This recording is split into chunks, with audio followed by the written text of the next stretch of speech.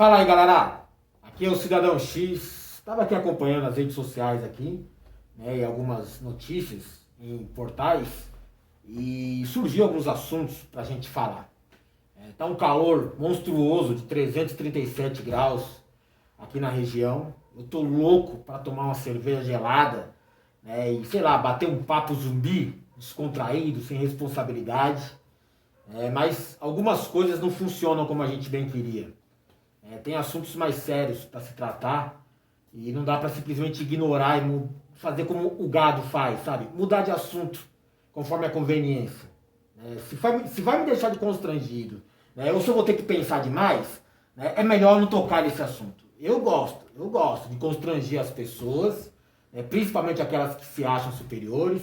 Eu gosto também de perturbar aquelas que gostam do conforto, da segurança. Né, cara? E tava aqui pensando, né? Entre os assuntos a serem abordados, eu podia falar sobre suicídio, o assunto proibido do sistema. Algumas pessoas se suicidando aí, e a coisa tá ficando meio complicada até de se debater. Né? E é necessário, talvez, falar sobre isso. Né? Talvez não para impedir uma pessoa de se suicidar, mas explicar o que acontece. Né? A gente acabou de passar pelo Setembro Amarelo, e eu não quis explorar o sensacionalismo do mês modinha, né, da galera falando, vamos discutir, né, com aquela pessoa que está pensando em se suicidar, vamos identificar como é que funciona pra gente impedir isso. Não funciona nada disso, cara. Não, esquece isso. Só pode falar sobre o suicídio quem tem propriedade para falar sobre o assunto. E para ter propriedade para falar sobre esse assunto, tem que ter pensado seriamente em suicídio. Ou ter lidado de muito perto com isso. Tá? Então não é qualquer um que pode falar. Principalmente esses modinhos aí. Outro assunto que eu pensei em abordar com vocês aqui foi através de uma matéria que eu vi aqui também, de uma galera com um nível de espiritualidade um pouco mais elevado, falando sobre contatos sobrenaturais, falando sobre fantasmas, né, cara? E também exige que, para você falar sério sobre esse assunto, você tem que ter propriedade para falar sobre ele. Tem que saber, né, sobre o que está falando para não falar bobagem, né, para não ficar esticando um assunto do qual você não tem, né, conhecimento próprio para estar abordando. Né? Porque falar sobre fantasmas, tem que falar com quem vê fantasmas. O único problema é que quem vê fantasma nem sabe que está vendo fantasma. E como é que eu vou saber que eu estou vendo o fantasma, né, galera, se eu não sei se aquilo que eu vi é exatamente uma manifestação sobrenatural, né, de uma pessoa que já fez a passagem. No caso, né, uma assombração, um fantasma. Como que a gente pode falar sobre isso, né, sem você saber o que é? A pessoa que vê realmente fantasmas, ela não sabe quantos fantasmas ela viu, quem ela viu, onde era a situação, a circunstância, o momento. Não dá para saber, galera. É isso que às vezes me chama a atenção sobre quem aborda esses assuntos. A galera fala como se tivesse o conhecimento próprio. Cara, eu não sei o que eu vejo. Você acha o quê? Que o fantasma chega aqui com um lençol na cabeça, né, com 2 furinhos aqui cortados de tesoura no lençol e fazendo buuuu? Ou é que nem no filme? Aparece um zumbi piscando, né, com os reflexos e tal, a luz, né? Ou também pode aparecer em preto e branco, ou todo deformado. Você acha que é assim? Não é assim não, galera. Quem lida com isso, quem vive esse tipo de realidade, nem sabe direito, né, interpretar ou expressar para vocês o que está acontecendo. A pessoa que tem sensibilidade a esse nível de ver, né, de lidar com outro mundo, de ver um fantasma, muito raramente se dá conta de que viu um fantasma naquele momento. Ela viu uma pessoa normal. Você não para ficar, né, entrevistando cada pessoa que está ali numa situação meio, às vezes, suspeita ou não, né, para saber se aquela pessoa é real ou não, se ela está ali ou não.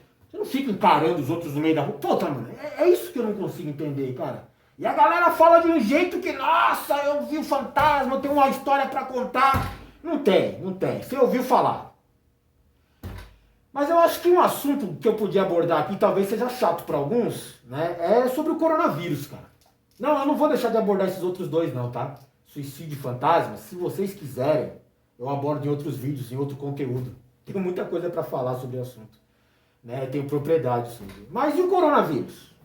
150 mil mortes, agora, né? Tô falando desse momento aqui no Brasil, já ultrapassamos essa barreira das 150 mil mortes. Isso eu estou falando de números oficiais, só no Brasil.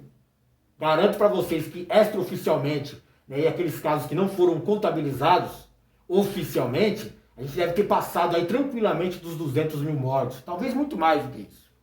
Tá? É verdade que a taxa de mortalidade está em queda, não sei se isso é uma manobra de manipulação dos números, se isso, é alguma coisa benéfica para a nossa comunidade, não sei. Estou ouvindo muito sobre, uma segunda onda surgindo aí pelo mundo, mesmo porque muitos lugares do mundo, devido às circunstâncias, estão relaxando nas medidas de contenção, isolamento, a questão da higiene, máscaras, álcool e tal. A galera está relaxando, acha que não tem mais perigo, e está vindo uma segunda onda, que muita gente ignora, porque não é conveniente, não vamos tratar disso aqui. A gente nem passou da primeira onda aqui no Brasil, já vamos debater segunda onda, nem funciona assim. Na verdade, falar sobre coronavírus aqui no Brasil, sobre o Covid-19, a coisa meio que se normalizou, é natural hoje. 150 mil mortos? Deixa isso pra lá, cara. Parece que foi tanta exploração política sobre o assunto, tanto sensacionalismo, tanta fake news a respeito, tanta bobagem, cara, que a galera meio que saturou. Não quero ligar com isso. Morreram aí mais de 150 mil pessoas, sim, é fato. Eu acho legal aquela postagem que diz que morreram 150 mil pessoas e cada uma delas era o amor de alguém. Era alguém importante, especial na vida de outra pessoa. Muita gente leva naquela ideia de que, não, eu não morri, então que se dane os outros. Tem aquele idiota que ainda fala assim. Isso aí é tudo mentira, tudo fake news. Mas morreu aquele cara, morreu aquele outro e tal. Eu mesmo, por questão de profissão e por questão até de contato com pessoas do grupo de risco, acompanhei mortes de algumas pessoas. Sim, e não foram poucas assim como parece. Não é que é normal, morre de pneumonia o tempo todo, morre do coração o tempo todo, morre de... Não, morreram em virtude dessa pandemia, em virtude dessa doença, em situações até meio chocantes, inesperadas, surpreendentes para alguns, dramáticas para outros, mas é assim, morreram pessoas. Mas eu não morri, então que se dane os outros, é assim que você pensa? Morreram outras pessoas, vai saber se morreram disso mesmo, isso é fake news. Quer dizer que aquelas pessoas que morreram, e isso é fato, morreram o quê? Para confirmar uma fake news na sua cabeça que não existe o coronavírus, Covid, que é tudo uma construção da mídia manipulando a sua mente e tal, é isso? Eu tenho um nojo de você, cara. Quando eu tô falando com gente assim, eu tenho um nojo. Duas notícias legais a respeito de coronavírus que mereceriam, pelo menos um tempo de dedicação aqui para se debater. A tal da imunidade de rebanho, e o gado adora, não é a palavra rebanho, do qual eles se identificam muito, mas falando de imunidade de rebanho, é um termo, modinha na boca do gado hoje, que é útil para eles no momento. Vamos provocar a imunidade de rebanho, olha a imunidade de rebanho, nem sabe o que está falando, mas está falando que isso é, se o presidente dele disse, se os gados que replicam a mente desse povo aí disse e tal, então deve ser bom, vamos fazer imunidade de rebanho. O Osmar Terra falou, o cara da Jovem Pan disse, o Constantino, o Coppola, o Adrilles, o Bolsonaro, se é assim, então deve ser bom, não sabe nem o que é imunidade de rebanho. Mas quando fala de rebanho, o gado fica todo excitado já, Não é assim, cara, a gente podia debater e eu acho que merece sim. E tem uma outra coisa, que é um assunto que eu acho que não dá para abordar nesse vídeo, que é a mutagênese letal, que é especialistas estudando uma arma, ou pelo menos uma possibilidade de você combater o coronavírus utilizando a ciência. Mas é um risco muito grande, é uma faca de dois legumes, falei zoando, tá? É uma faca de dois gumes, e é arriscado você apostar em mutagênese letal. Não sei se dá tempo de eu abordar esse vídeo aqui para ele não ficar muito extenso com vocês. Mas vamos falar sobre imunidade de rebanho primeiro, tá? Como eu disse, é um termo modinha. Você talvez já tenha escutado, tenha acompanhado, alguém postando alguma coisa a respeito disso. Tem aquelas celebridades que manobram a mente do gado, que ficam procurando coisas do tipo para, sei lá, de certa forma confirmar as teorias malucas deles. E imunidade de rebanho hoje se encaixa um pouco, dentro das bobagens que esse povo falou. Hoje eles não têm muita credibilidade para falar as coisas, então eles ficam procurando termos até científicos, né, para ter algum tipo de legitimidade ou credibilidade. O termo ganhou destaque junto ao gado? Sim. Não porque tem o termo rebanho. Seria até natural, eles se identificam. Mas é porque, como eu disse para você, esse tipo de notícia, ou um fato, ou uma fake news, ou até alguma coisa distorcida, se der para distorcer a tal ponto, que de alguma forma confirma a teoria ou as crenças desse povo gado. Então, se fizer algum tipo de sentido para eles, se der para distorcer a ponto de encaixar na argumentação deles, está valendo. Então não importa se é fake news, se é uma coisa bizarra, se é uma coisa sem comprovação, se é científico, se é espiritual, não importa. Serviu para sustentar algum tipo de argumento, para ele parecer intelectual para você, para ter algum tipo de credibilidade, então eles vão utilizar. Eu tive contato com esse termo, imunidade de rebanho, desde o início da pandemia, que era uma das opções para se enfrentar o coronavírus. Tinha muita gente que falava de imunidade de rebanho, até o Bolsonaro foi instruído a falar isso, ou pelo menos ele não soube explicar exatamente o que era essa palavra, ou esse termo, mas era isso que ele queria, fazer a galera se contaminar geral logo, porque aí você acaba com a pandemia. Quem tiver que morrer, que morra. Foi isso o termo que o presidente utilizou aqui. E eu tive contato de novo com esse termo, agora, recentemente, pela rede social, junto do meu gado lá. Eu crio um gado na rede social, tá? Eu tenho meu curral de estimação, tem uns gados lá que eu deixo eles livres, para eles mitarem à vontade, e eu uso como uma espécie de controle de risco, ou controle de pragas. Então eu vou acompanhando as merdas que eles postam para saber o que eles estão pensando, o que está passando na cabecinha deles, Mesmo porque tem quem diga o que eles têm que pensar. E aí eu preciso ficar atento a esse povo. A galera que faz o eco da mente dessas pessoas aí, fica postando bobagem. Quem planeja as bobagens que eles vão acreditar que pensaram. Eles compartilharam um post, pelo menos um desse gado aí que eu lido aqui, que eu crio, um post da Bia Kicis. Essa Bia Kicis, porra, mano. Alguém que segue, mano? Rodrigo Constantino, Olavo de Carvalho, Bolsonaro, já não merece credibilidade nenhuma. Então ela posta muita bobagem, e boa parte delas são fake news, mas ela gosta de replicar bobagem de outros gados, de outras pessoas. E nesse caso ela replicou uma afirmação de um outro lixo que trabalha como, não sei se é jornalista ou comentarista, na Jovem Clã. Eu não falei Jovem Pan, falei Jovem Clã, se você entendeu o trocadilho ali. Um tal de Adrilles. Adrilles é aqueles modinhas, cheio de opinião, tipo Caio Coppola, ou Rodrigo Constantino, nesse caso o Adrilles, ele tem um jeitinho até diferente, de se expressar e tal, não sei se é meio delicado, se é meio arrogante, eu não sei, ele é diferentão, E ele fez um comentário sobre imunidade de rebanho, porque surgiu na mídia uma certa carta aberta de uma comunidade científica, não uma comunidade como um todo, mas uma carta aberta, que teria sido assinada, por 6 mil cientistas pelo mundo inteiro, clamando para que as autoridades dos países, as autoridades mundiais a respeito do assunto, adotem meios de se forçar uma imunidade por rebanho, para que a humanidade supere, enfim, essa pandemia do coronavírus. Segundo eles, na teoria deles, basta você, por exemplo, aplicar o tal isolamento vertical, que é você isolar aquelas pessoas do grupo de risco, idosos, pessoas com comorbidades, pessoas doentes, e pronto. Deixa todo mundo se contaminar, e vamos ver o que acontece depois. Todo mundo contaminado, o vírus não tem mais para onde se replicar e acaba não tendo mais a transmissão entre pessoas, o que dificulta a pandemia de ter uma continuidade, e ela vai finalizar assim no passe de mágica, tudo muito lindo, tudo maravilhoso, perfeito. A imunidade de rebanho, o gado fica excitado por isso, não só pela palavra rebanho, mas também por essa condição enfim, vamos acabar com a questão do coronavírus. Se liga aí a bobagem, se liga.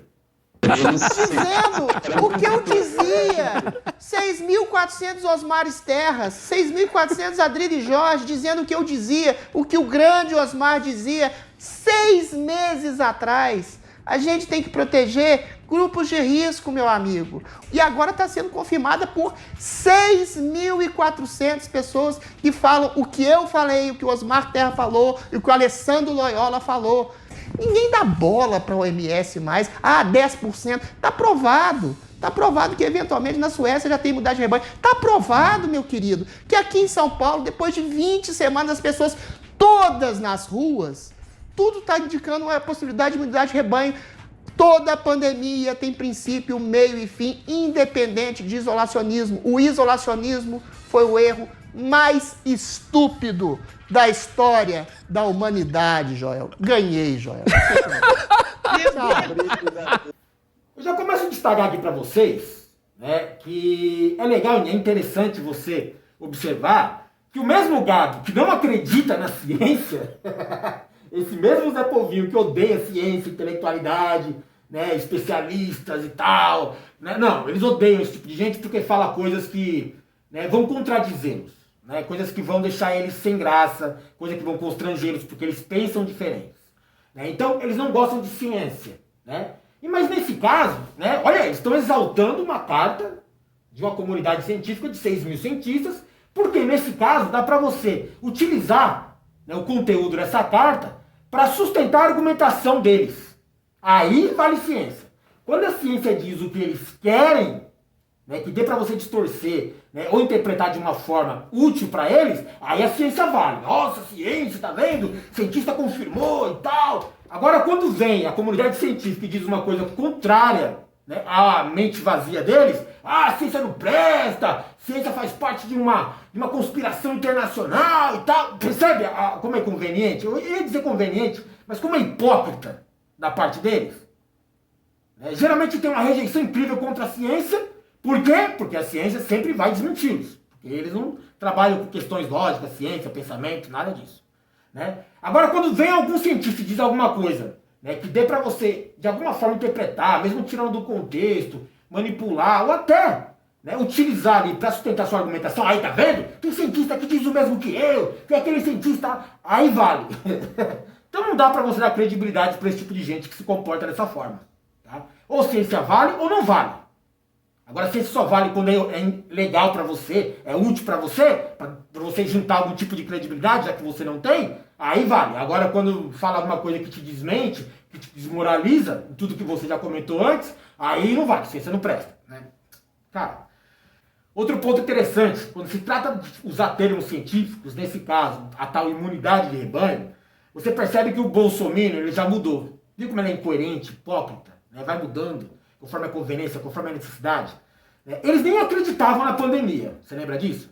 Até hoje tem gente que fala gripezinha ainda. Não acreditam nas mortes, né? Eles debocham das mortes das pessoas na pandemia. Né? Na Jovem Pan, ou a Jovem Clã, tem muito disso. Né? Eu vou te dar 2 exemplos aqui. Um deles é o Rodrigo Constantino, esse idiota falando aí, dando risada das mortes das pessoas. O médico não fala em nome da ciência, mas também é preciso observar a lógica. O Brasil é o segundo maior, acumula o segundo maior número de mortos no mundo. Obviamente, se você tem mais gente em contato... Você está rindo, Constantino? Por que você está rindo? Não é piada, não. Nós estamos falando de 210 milhões de habitantes. Você está comparando o Brasil com Bélgica? Nós estamos falando de mortos, então não é caso de rir, não. Então, evidentemente, se você tem um número... Se você quiser falar, eu paro. Não, pode continuar. Vai lá, Josias, por favor, vai lá. Se você tem um grande número de mortos, evidentemente, você tem mais gente contaminada. E aqui é o mesmo Adriles, debochando do número, né, de pessoas mortas. Para ele, é gente de explicaçãozinha, é gente de coisinha para falar, né? Olha o Adriles falando sobre morte das pessoas, sabe? E o jeito de dar risada, né? Parece que não tem importância, né, a vida daquelas pessoas. Ele tenta até, né, se contradizer, né? Não, mas tem que dar importância na individualidade da morte, mas você não pode. Puta, eu tenho um nojo desse cara, mano. Gente, filha da puta, mano. Olha ele falando aí. Eu moro no estado de Nova York, nos Estados Unidos. Aqui morreram 20 mil pessoas. Morreram tanta gente, cara. Morreu aí. Aqui no Brasil morreu tanta gente. Aqui em São Paulo, na cidade de São Paulo, não morreu nem 1000 ainda. Nem 1000 ainda, porra, gente pra cacete. Não é gente pra cacete com 12 milhões. Eu sou contra essa coisa, o valor absoluto que se dá à vida, quando uma vida se perde, a família toda. Sim, isso acontece. Mas estatística é estatística, meu amigo. Entendeu? Outra coisa, Nova York morreram 20 mil, né? Morreram 20 mil. Pois é, mesmo confinadas. Tem um mês que está confinado e continua morrendo gente. Por quê? Ou seja, não existe uma verdade científica, existe uma recomendação de que o isolamento possa funcionar. Mas a Suécia está desmentindo isso. Pô, Adriles, pelo amor de Deus, cara. Morrendo gente pra caralho, cara. Não, não é gente pra caralho. É gente pra caralho. Não é gente pra caralho. 1.500 se morrer a rua inteira. 1.500 num país de 10 milhões não é gente pra caralho. Eu tô de saco cheio desse negócio de o valor absoluto de uma vida. Todo dia morre 4 mil no Brasil, Cacilda. E aqui, cara, você ouviu ele dizendo antes na Jovem Pan, falando sobre a tal carta dos cientistas, né, que mulher de rebanho, né, em alguns momentos ele fala sobre a Suécia, que na Suécia é isso, que na Suécia é aquilo, e mulher de rebanho é lindo, eu já tinha dito isso lá atrás, porque ele sustentava uma ideia, né, assim como o Osmar Terra, que parece que é o intelectual que ele segue, o Adrilles, né, que ele errou um pouquinho nos números, né, dizendo que não ia morrer nem, sei lá, 1.000 pessoas, já estão em 150 mil, né. A questão da imunidade de rebanho, né, que você tem uns problemas para você aplicar, né, colocar em prática a imunidade de rebanho. Que é a questão de você contaminar todas as pessoas de uma vez só. Que era justamente o que as autoridades preocupadas com a saúde pública estavam tentando evitar. O contágio em massa. Porque você vai sobrecarregar o sistema de saúde, né, e vai morrer muita gente por falta de atendimento. Esse é um dos problemas. Mas na Suécia, cara, se você pegar a questão da proporção, né, de população, né, morreram muitas pessoas sim e ainda morrem pessoas. Mas você tem que aplicar, na verdade, né, uma distinção entre realidades, tá? São realidades totalmente distintas.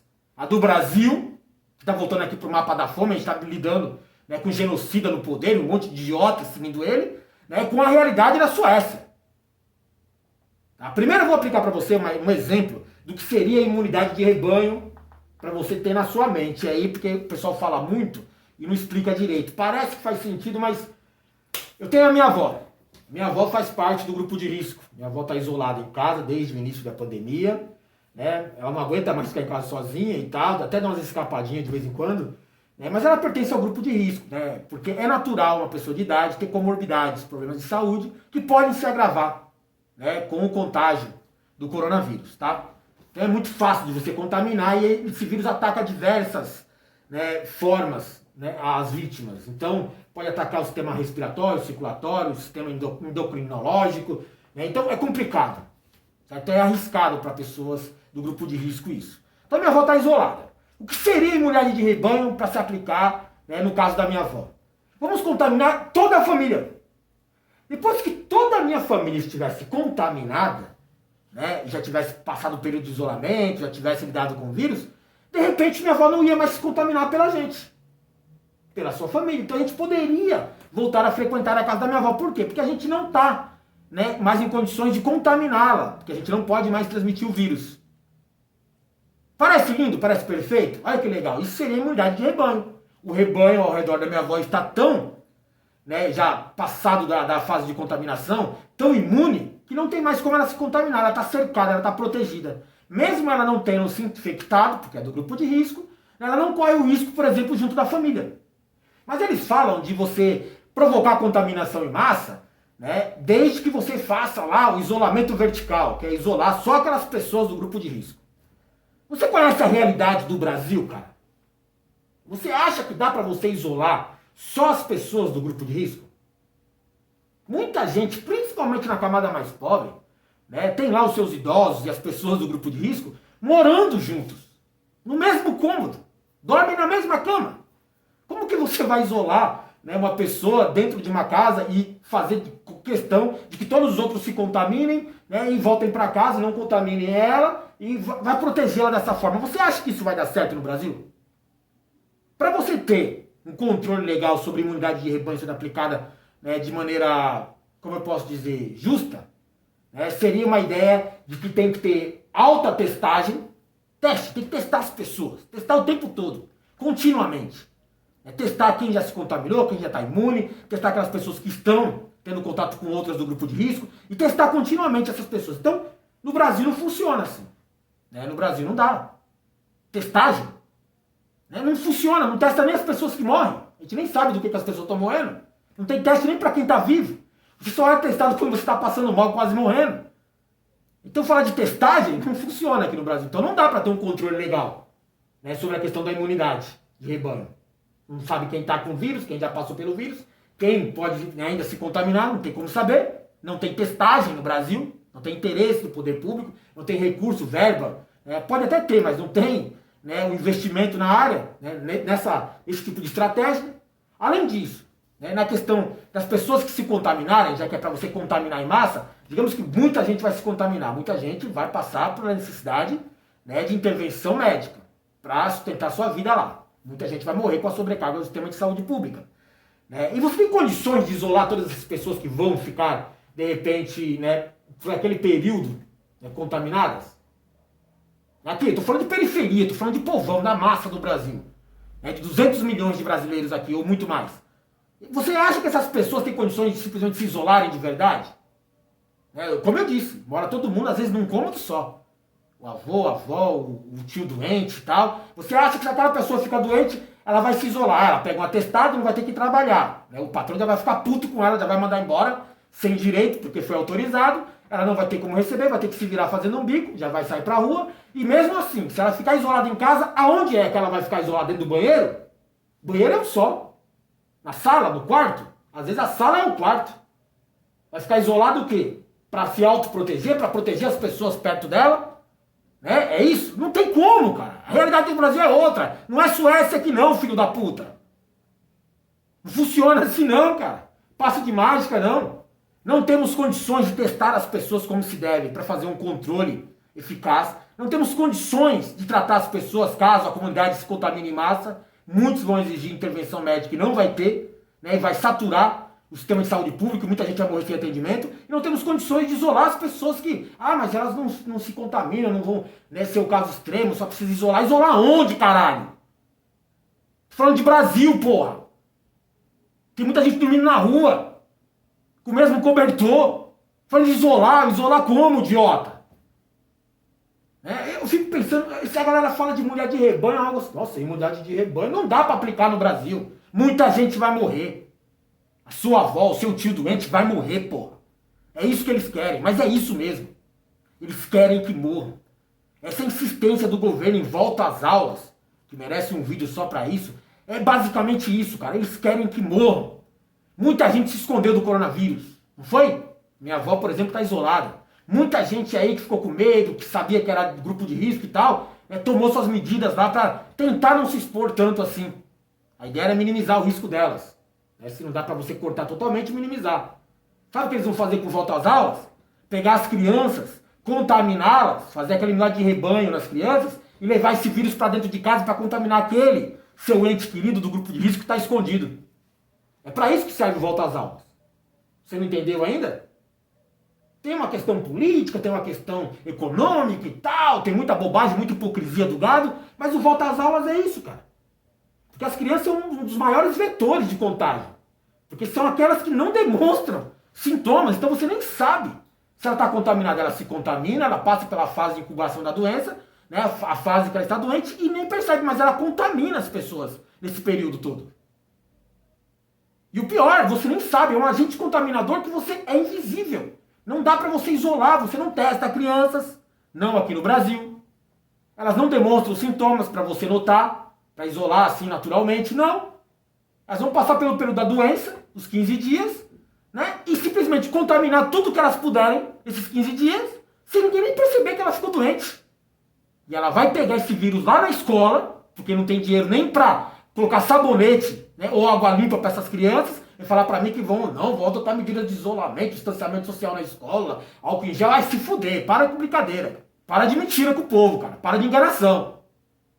Vai levar essas crianças para a escola? Não tem risco para as crianças. Que legal, que bom. Elas vão se contaminar e vão trazer o vírus para dentro de casa para quem tem risco. É para isso que serve o volta às aulas. Imunidade de rebanho, na realidade, no Brasil, é genocídio. Tá? Mas... faltou falar sobre mutagênese, né, letal. Interessante esse assunto.